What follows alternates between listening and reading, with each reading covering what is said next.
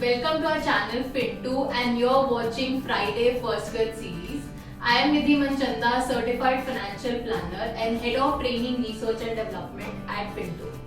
Debt investments are considered safer and is more suitable for conservative investors and for aggressive investors as well to diversify across asset classes.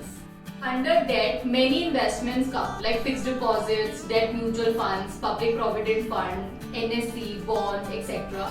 However, the taxation rules of all these investments is different. So, in today's video, we'll discuss how different debt investments are taxed and you should be aware of this so that you understand what are your net returns. Now, let's start with the first one, that is fixed deposit. Now, fixed deposit here includes your bank fixed deposit, corporate fixed deposits or even post office time deposits. Now, how are these taxed? Well, the interest that you receive from these fixed deposits is fully taxable. Next important thing is how much tax you need to pay. Well, this will depend upon which tax slab rate you fall into. So, if you are into 5% slab rate, you will have to pay 5% tax.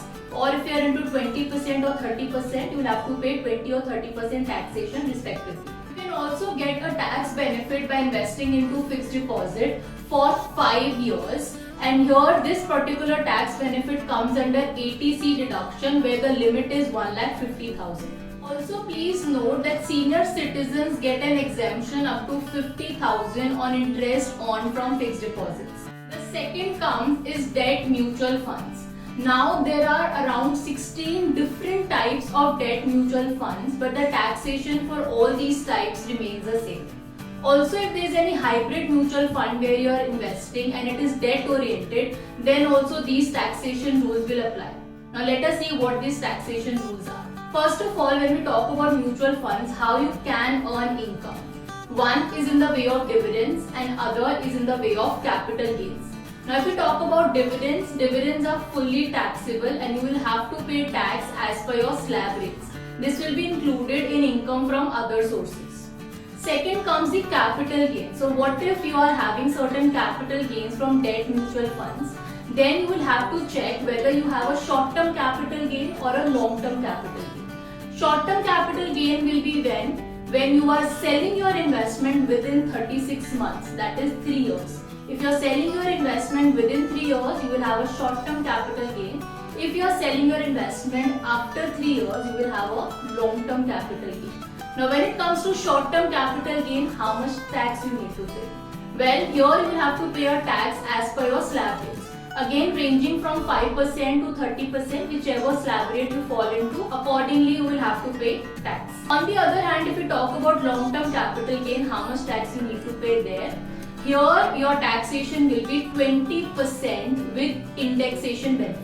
Next is Senior Citizen Savings Scheme. Now here, whatever interest that you earn is fully taxable as per your slab rates. But you also get a tax benefit because this investment is eligible under ATC deduction up to 1,50,000.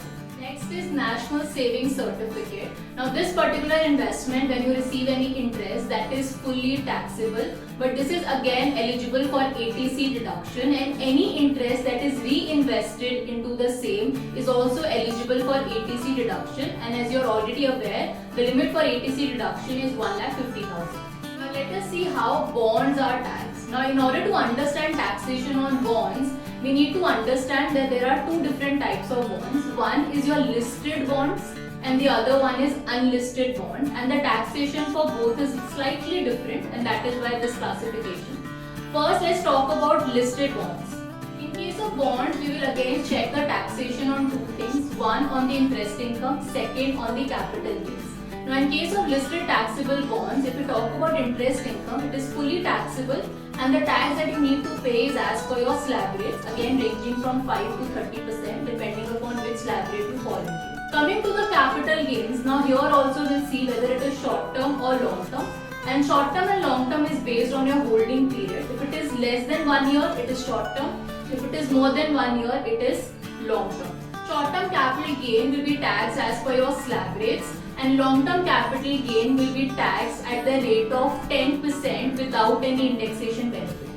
Now moving on to the unlisted taxable bonds. Here also your interest income will be fully taxable as per your slab rates, but when it comes to your capital gains, it is slightly different. Your capital gains are classified based on 3 years holding period. So if you are holding it for less than 3 years and selling it within 3 years, then it is short-term capital gain. Otherwise, if you are holding it for 3 years or more and then selling it, it will be treated as a long-term capital gain. Short-term capital gain will be taxed as per your slab rates, but long-term capital gain will be taxed at 20% with indexation benefit. Please note that if you are investing into a tax-free bond, in that case your interest will be tax-free, but capital gains will be taxable. On the other hand, if you are investing into a zero coupon bond, then there are no interest income as such there, so only capital gains will be taxable. Next is PPF, that is Public Provident Fund. Now this has a triple E status, that is the interest that you are earning from this investment is tax free. On maturity, whatever amount you will withdraw is also tax free, and this is also eligible for ATC deduction. If you wish to check the comparison of PPF with EPF or with NPS, we have already made a video on that. You may check that out, the link will be in the description box. I hope this video was useful, and for any further query, feel free to get in touch with our tax experts, and for more such videos, do subscribe.